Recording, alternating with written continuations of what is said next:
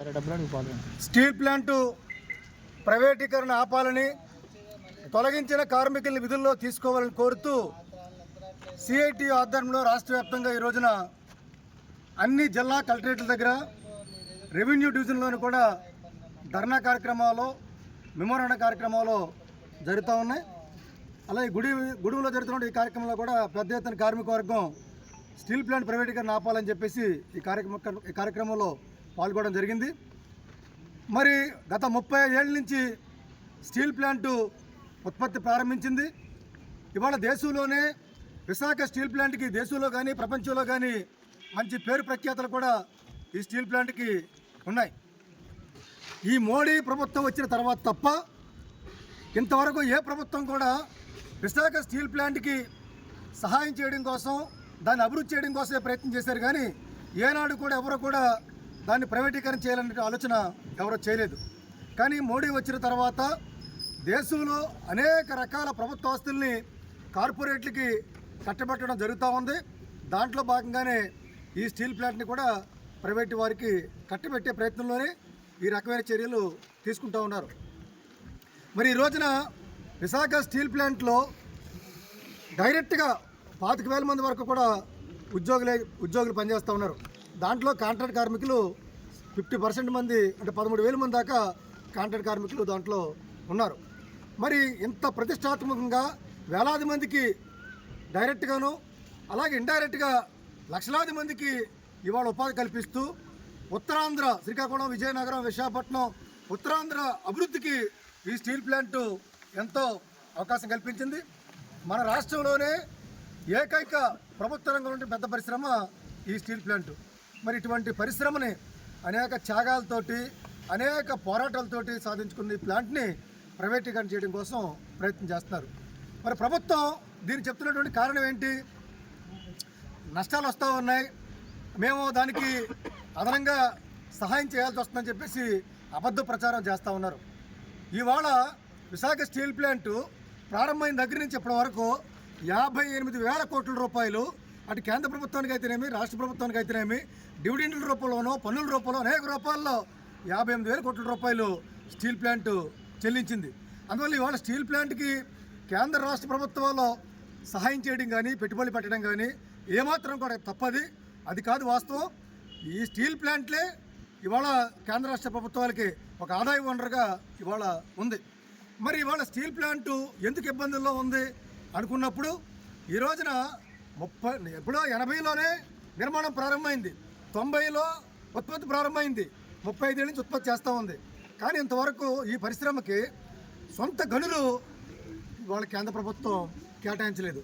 అంటే ఉద్దేశపూర్వకంగానే సొంత గనులు కేటాయించకుండా ఇవాళ ప్రైవేట్గా ముడి సరుకు కొనుక్కోవడం వల్ల ఇతర పరిశ్రమలతోటి పోటీ పడలేక ఇబ్బందులు పడే పరిస్థితి ఉంది. అంటే బయట పరిశ్రమలకి టన్ను వచ్చి 500 రూపాయలు దొరుకుతూ ఉంటే ఈ స్టీల్ ప్లాంట్కి 5,000 రూపాయల దాకా ముడి సరుకు కొనాల్సిన పరిస్థితి వస్తుంది. అంటే ఈ రకంగా ప్రైవేటు స్టీల్ ప్లాంట్లకేమో ముడి సరుకులు, ఖనిజ సంపద వాటికి ఉన్నాయి గనులు. కానీ ప్రభుత్వ రంగంలో ఉన్నటువంటి ఈ పరిశ్రమ మాత్రం ఉద్దేశపూర్వకంగానే పరిపాలకులు కేటాయించకుండా అడ్డుపడతా ఉన్నారు. అంటే ఈ రకంగా దాన్ని ఇబ్బందులు పెట్టి నష్టాలు వస్తున్నాయని చెప్పేసి సృష్టించి దాన్ని ప్రైవేటీకరణ చేయడం కోసమే ఈ రకమైన ప్రయత్నాలు చేస్తున్నారు. అందువల్ల ఈ ప్రైవేటీకరణ ప్రయత్నాలను ఆపాలని చెప్పేసి కూడా మేము డిమాండ్ చేస్తున్నాం. అయితే తాజాగా పరిస్థితి ఏంటంటే మోడీ ఎప్పుడైతే ప్రైవేటీకరణ చేయాలని చెప్పేసి నిర్ణయించాడో ఆనాటి నుంచి కూడా గత 4 సంవత్సరాలు దాటిపోయింది, 1533 రోజులు వాటికి అయింది. అంటే 1533 రోజుల నుంచి విశాఖ స్టీల్ ప్లాంట్ ఉన్నటువంటి కాంట్రాక్టు, పర్మనెంట్ కార్మికులందరూ కూడా అక్కడ ఆ ప్లాంట్ వద్దే పెద్ద ఎత్తున టెంట్ వేసి నిరసన దీక్షలు, ఆందోళన కార్యక్రమాలు విరామం లేకుండా చేస్తూ ఉన్నారు. ఆ పోరాట ఫలితంగానే ప్రైవేటీకరణ చేద్దాం అనుకున్నది కూడా ప్రైవేటీకరణ కాకుండా అడ్డుకోవడం కూడా జరిగింది. కానీ ఈ రోజున మనం విశాఖపట్నంలో జరిగి చూసాం. ఇవాళ వందలాది మంది పోలీసులు పెట్టి అక్కడ కార్మికులు చెదరగొట్టి, కార్మికులు కూర్చోవలసినటువంటి టెంట్లో పోలీసులు దర్జాగా కుర్చీల్లో కూర్చుని కార్మికుల్ని తరిమేయడం అనేది జరిగింది. ఇది ప్రజాస్వామ్య విరుద్ధం, నిరంకుశత్వం. దీన్ని ప్రజానీకం అందరూ కూడా ఖండించాలని చెప్పేసి కూడా ఈ సందర్భంగా విజ్ఞప్తి చేస్తూ ఉన్నాం. ఇవాళ తాజాగా అక్కడ జరుగుతున్న సంఘటన ఏంటంటే 13,000 మంది కాంట్రాక్ట్ కార్మికుల్లో 5,600 మంది కాంట్రాక్ట్ కార్మికుల్ని తొలగించారు. అంటే వీళ్ళందరూ కూడా 15 ఏళ్ళ నుంచి 20 ఏళ్ళు సర్వీస్ చేస్తున్న వాళ్ళని రెగ్యులర్ చేయాల్సింది పోయి వాళ్ళందరినీ కూడా వాళ్ళు తొలగించారు. అంటే వాళ్ళ కాంట్రాక్ట్ కార్మికుల్ని 13,000 మందిలో 5,600 మంది తొలగిస్తే మరి పరిశ్రమలో ఉత్పత్తి ఎలా అవుతుంది? అంటే ఉత్పత్తిని ఉద్దేశపూర్వకంగానే తగ్గించేసి అలాగే ఉత్పత్తి చేయలేకపోతుంది, నష్టాలు వస్తాయని చెప్పేసి సృష్టించి దాన్ని ప్రైవేటీకరణ చేయడం కోసం ఇవాళ ప్రయత్నం చేస్తుంది. అందువల్ల ప్రభుత్వమే ఉద్దేశపూర్వకంగా బయట వారికి అప్పగించడం కోసం ఇటువంటి కుట్రలు కానివ్వండి, కుతంత్రాలు కానీ పన్నుతా ఉంది. కాబట్టి దీన్ని మనం కాపాడుకోవాల్సిన అవసరం ఉంది. గతంలో ఈ ప్లాంట్ని ఎక్కడికో వెళ్ళిపోతూ ఉంటే, ఇతర రాష్ట్రాలకు వెళ్ళిపోతూ ఉంటే ఆనాడు మన పెద్దలు యువకులు పోరాడి ప్రాణత్యాగాలు చేసి దీన్ని సాధించుకున్నారు. ఈ సాధించుకున్న పరిశ్రమని కాపాడుకోవాల్సిన బాధ్యతగా ఆ పూర్వీకుల వారసులుగా మన అందరి మీద కూడా ఉంది. కాబట్టి మనం దీన్ని కాపాడుకోవాలి.